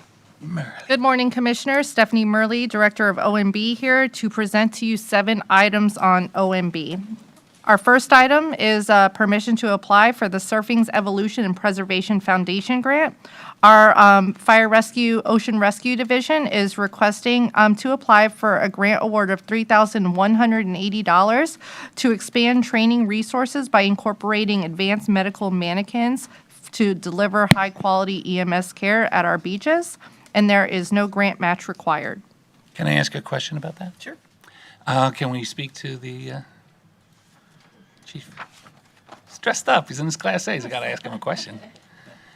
Can you tell us a little bit about what you're looking to, what these would do? Yeah, good morning, Commissioners. Ian Mojula, Ocean Rescue Chief for Martin County Fire Rescue. So just a little bit of history on the foundation. So they are out of Cocoa Beach, and they help to preserve beaches, keep beaches clean. They help with certain events on beaches. But the last few years, they've been helping ocean rescue agencies get some grant money to mostly help with trainings, training supplies, and other improvements to their operation. So earlier this year, I was approved for grants for our mobile PA systems for our side-by-side vehicles so that we could effectively notify people of shark closures, lightning closures, things of that nature to kind of keep the beaches safe. So this year, I'd like to apply for the training mannequins, specifically a full-body training mannequin, which would help with our new hire trainings, getting an actual lifeless victim in the water, and also the airway mannequin, which can help with any kind of drowning victims that we may need to assist. These mannequins will certainly help us in our training scenarios, just become a little, just a little more, just up to speed on what we need to be doing on a, day-to-day basis when it comes to dealing with these drowning victims. So obviously we don't have a lot of drowning victims in Martin County, but we need to be ready when that time comes. So these mannequins will certainly help in those cases. Great idea, and I like the fact that it's smart for you to continue to look for those sort of obscure grant opportunities, so good for you. Yeah, certainly not a lot of money, but obviously it's going to help Still with our counts. operation, just kind of get some equipment that will really help us just be at the peak of our training abilities. Good. Thank you very much. Thank you. Item number 2 is a permission to apply for funding from the Florida Inland Navigation, or the FIND, grant for derelict vessel removal funds. Our building department is requesting a grant award in the amount of $88,492.50 for removal and disposal costs related to our derelict vessel removal program. There is a 25% match, which is already budgeted and expended in our derelict vessel removal program budget. Item number 3 is a permission to apply for an amendment to the FDEP Resilient Florida Planning Grant for the Martin County Adaptation Plan. Our Public Works Department is requesting a grant award of $120,000 to continue developing an adaptation plan to address the county's vulnerable areas for resilient planning, and there is no grant match required for that. Item number 4 is a permission to accept the Florida statewide response for opioid abatement funds, amendment number 2. Our Human Services Division is requesting the acceptance of an amendment to the contract for renewed state allocation, adding $763,637 to our opioid abatement funding. This brings the total agreement value to $2.9 million, and these funds are used to support direct client services and diversion courts to implement opioid abatement efforts, and there is no cash match required for this grant.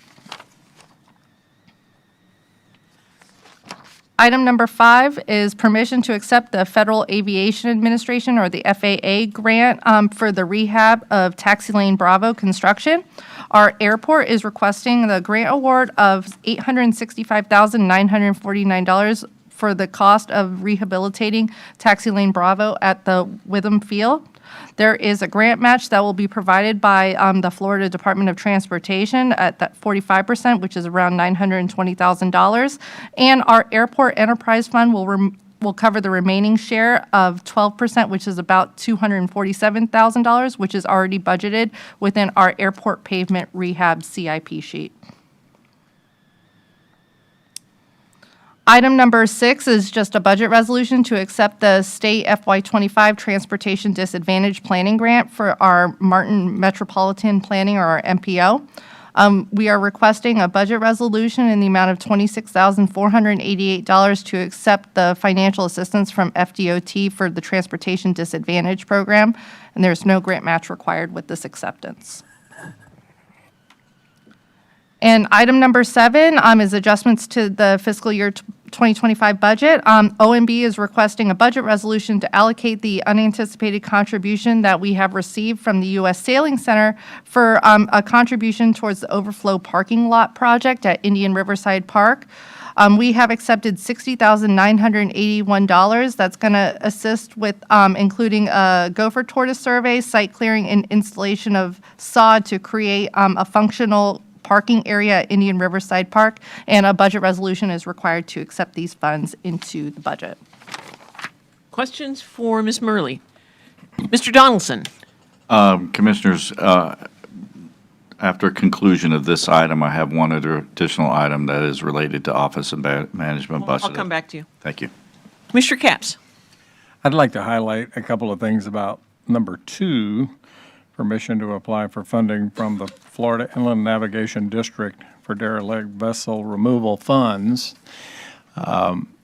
This last week, I went to a social event where the fined people came to Martin County, and it was really interesting learning more about their organization, and I thought I'd bring out a few things about FIND. It's the Florida Inland Navigation District.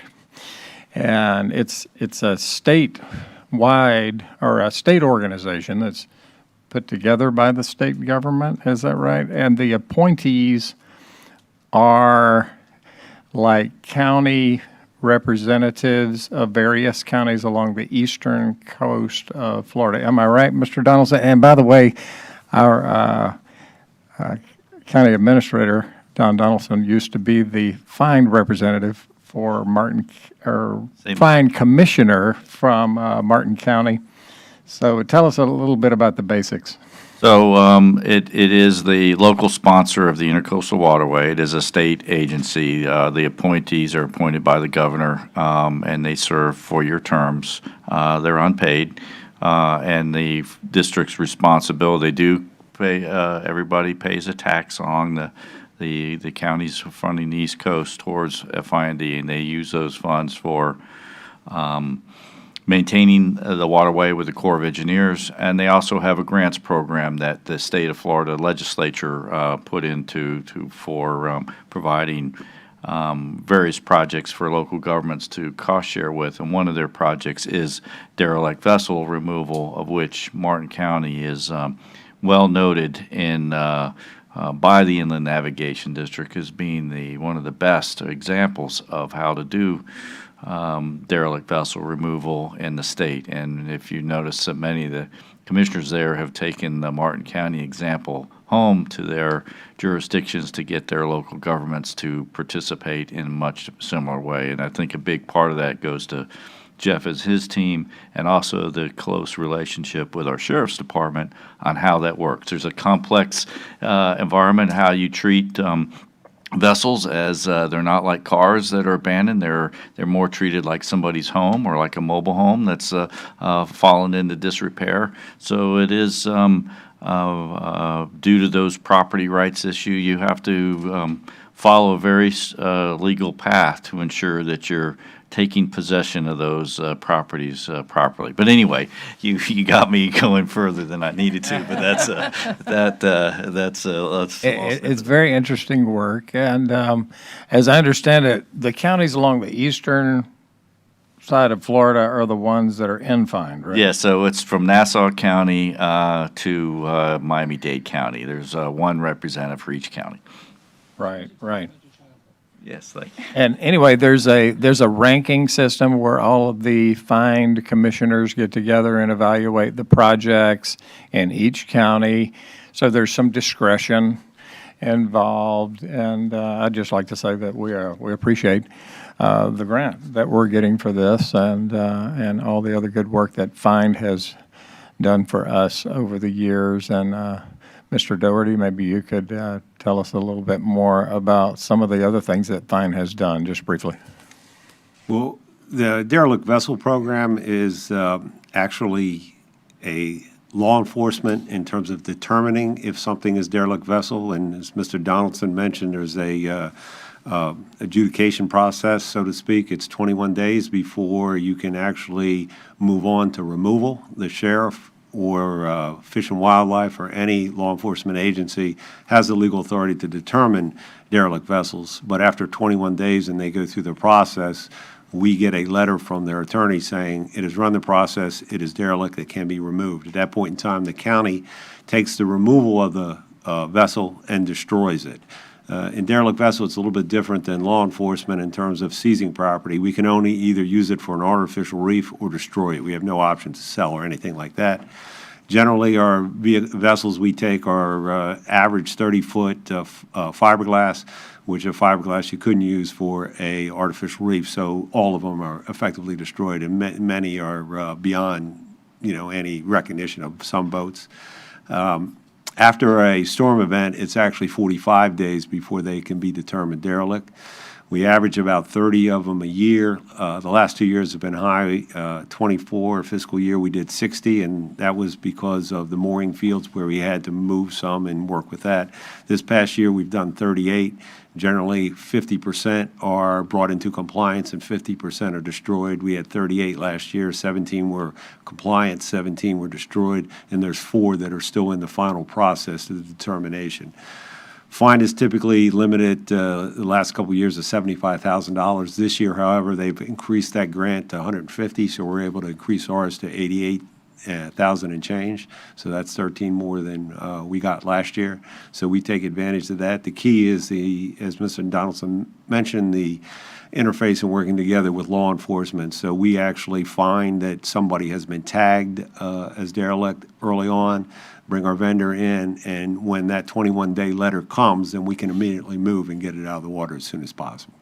I think it's interesting that the building department is involved with this. And, when I think of the building department, I think of permits and the monitoring of permits. Is that the rationale for putting this under your department instead of some other department? Like, why is the building department involved with derelict vessels? My understanding is, and I'll defer to Mr. Donaldson if you'd like to answer that. But at one time, code enforcement was in growth management. This is years ago, 15 or so. And part of code enforcement was derelict vessel. And it was moved over to the building department 12 years ago or whatever that was. And derelict vessel came with it. And it was separated kind of from code enforcement, because it did involve great interaction with law enforcement. And Dave Holcomb, who runs it for us, does a great job, is a retired sheriff's deputy. So it works hand in hand with a great relationship. So that's the key. Good staff is the key to it. And we're very fortunate to have the good staff to operate it. It's there because it works. Oh, good. He made you look good there, Mr. Donaldson. Yeah. Don gave the short answer. Any further questions, comments? I have one. I remember when I first heard, you think, you got to tow the boat away, getting rid of it, it's not that expensive. It's expensive, right? How much does it cost to get rid of a derelict boat? Depending on the size of the vessel and what's in it, generally they're probably in the neighborhood of $3,000 to $5,000 on average. Are there batteries in the boat, or is there fuel in the boat, and those types of things. Our contract's up very soon. We're going back out to bid, and is it sunk and needs to be raised? Is it just derelict? So those all factor into it. But if you take our average 30-foot boat, it's in that range. Before we make a motion to approve this item, Mr. Donaldson. So I have one other item for regarding the 9/11 Commissioner Campy's district has routinely funded about $2,500 a year for that memorial service. It includes the high beam lights and some other activities. Unfortunately, his district has still waiting for the closure on the property and a few other reasons. So we would have to ask that the board allow a temporary a loan, if you will, from general fund reserves to be properly accounted for, which would be reimbursed upon the beginning of the fiscal year, so for a couple of weeks. So if you could indulge so that we could maintain that commitment, that way we could be compliant with our all of our auditing requirements and fulfill our obligations. Thank you. So if you could include that as authorization for Ms. Murley to take from the general fund reserves $2,500, and then we will ensure that that is reimbursed upon the approval of the budget for fiscal year '26. Commissioner Capps. I'll move approval of that additional item, as well as all the other items under Department 1. There's a motion and a second. All those in favor? Aye. Opposed? That motion passes unanimously. Thank you. We will now take up our final item, which is Department 2, consisting of contracts that meet the threshold for board approval of $1 million or greater. Good morning. Commissioners, Madam Chair. I have Seth McConaughey, Senior Purchasing Agent for the record. I have 5 items for your consideration today. However, I am going to request that we vote on item A1 separately due to a commission conflict. And may I, yes, I was going to ask that we separate A1 commissioners out for the vote. Because of my employment with Ferrera, I will be recusing myself. I've filed my proper paperwork and with the clerk, Form 8A, 8B, and I will recuse myself. And I would add too, because I did speak to a constituent, and the state statute allows for any elected or appointed member, they add this statute provision so that if there is a conflict, and many people have had them, that there is a way to recuse yourself. And I've always done so, proud. And it's unfortunate that there was some email that misled some residents of Martin County to believe. So we have a state statute provision. Our county attorney's office watches that very, very closely, and we have always recused ourselves on this. Thank you, Commissioner. To continue with item A1 is a continuing service agreement for the shoreline stabilization and restoration services. This has a maximum not to exceed contract value of $2 million with a maximum not to exceed term of 5 years. Staff is recommending that the board award the contract to the lowest responsive and responsible bidders, Dickerson Infrastructure Incorporated, doing business as Dickerson, Florida, Eastman Aggregate Enterprises, LLC, and Ferrera Construction Company. And staff is also recommending that the board authorize a county administrator or designee to execute all documents related to this request. Okay, let's take this one by itself. Second. There's a motion and a second to approve item number 1. All those in favor? Aye. Opposed? That motion passes 4-1 with Commissioner Hetherington abstaining. Thank you very much, Commissioners. I'm going to continue with A2. This is another continuing service agreement for painting services. This has a maximum not to exceed contract value of $1.5 million with a maximum not to exceed term of 5 years. Staff is recommending that the board award the contract to the lowest responsive and responsible bidder, ID Painting Corporation, and move that the board authorize a county administrator or designee to execute all documents related to this request. My next item for your consideration is another continuing service agreement for utility infrastructure painting. This has a maximum not to exceed contract value of $1.5 million with a maximum not to exceed term of 5 years. Staff is recommending that the board award the contract to the 2 highest scoring firms, A to Z Paint Contracting Incorporated and Sun Art Painting Corporation. Staff is also recommending that the board authorize a county administrator or designee to execute all documents related to this request. Item number 4 for you is another continuing service agreement for electrical services. This has a maximum not to exceed contract value of $5 million and a maximum not to exceed contract term of 5 years. Staff is recommending that the board award the contract to the 2 lowest responsive and responsible bidders, Arlington Electric Incorporated and W.D. Cook Electrical Services, LLC, and move that the board authorize a county administrator or designee to execute all documents related to this request. My 5th and final item for your consideration today is, again, a continuing service agreement for the Hope Sound Drawbridge repair and maintenance. This has a maximum not to exceed value of $2 million with a maximum not to exceed term of 5 years. Staff is recommending that the board award the contract to the sole responsive and responsible bidder, Florida Drawbridges Incorporated, and move that the board authorize a county administrator or designee to execute all documents related to this request. And that concludes my item. And that presentation was perfect. Thank you. Thank you. I'll move approval of the remaining items, staff's recommendation for approval. Second. There's a motion and a second. All those in favor? Aye. Aye. Opposed? That motion passes unanimously.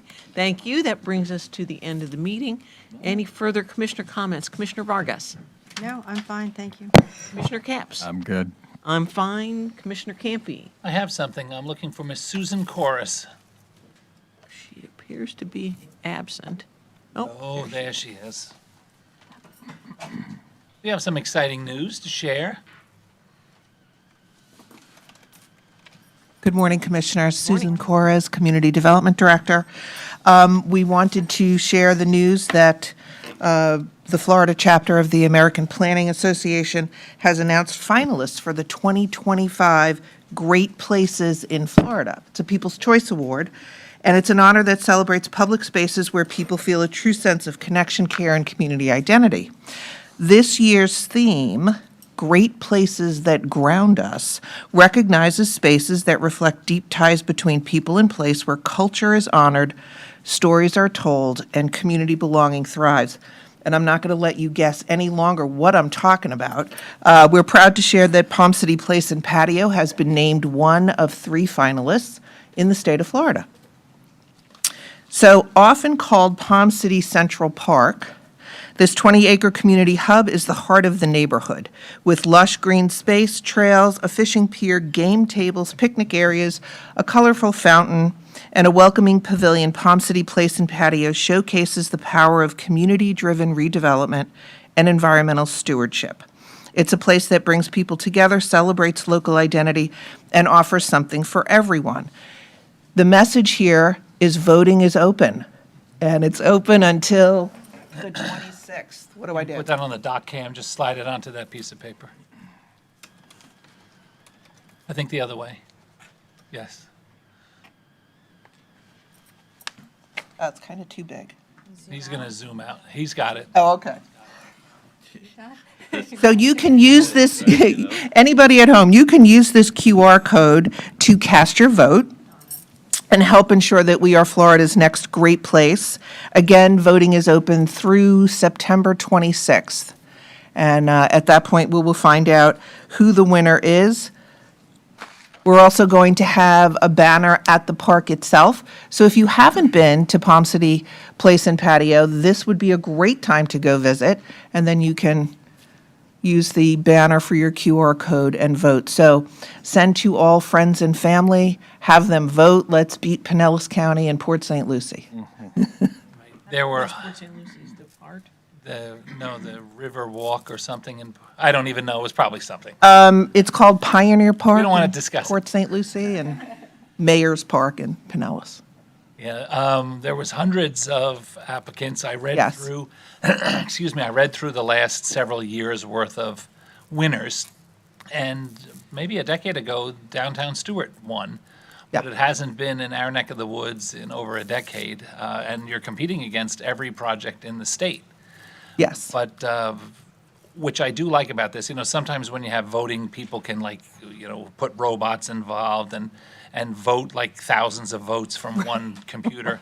This is one vote per phone or one vote per computer, so you really need to have people vote. Yes. So we really need to get the word out, which is why I was invited here Yes, to help get the word out. And it's a $1 million prize, right? What is it? No. Oh. I thought it was. I thought it might be something like that, but, well, I appreciate that. There was a lot of effort that went into it, and so we're excited, and it would be a benefit, obviously, a feather in the cap for the whole county. So if you could share this on your social media platforms. You go in, there's 3 choices, you pick one, you say you're not a robot, and then you submit. And you submit, yep. And we would appreciate it. Well, congratulations and good luck. Thank you. Thank you very much. Commissioner Heatherington, I'm all set, thank you. Mr. Donaldson, Seth, thank you. and Ms. Eldred. All right. I voted. We are adjourned.